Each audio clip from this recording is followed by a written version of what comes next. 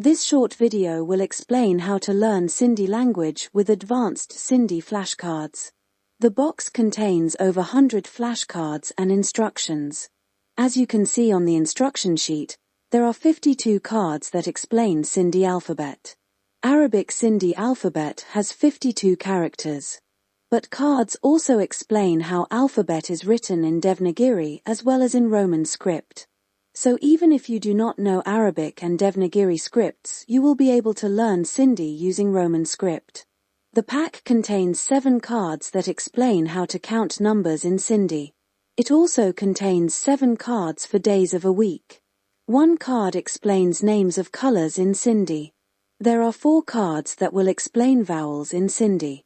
There's a card that explains pronouns in Sindhi. And there are 31 cards that introduce you to a variety of words used in Sindhi. To start building vocabulary, to speak Sindhi, as well as to speak short sentences. You will see that each alphabet card has 2 sides. On one side, you will see an image of an object and a word describing that image in English. On the back of the card you would find same image but in white background. On top of the card there is Sindhi letter and a word using that letter sound on the top written in Arabic Sindhi script.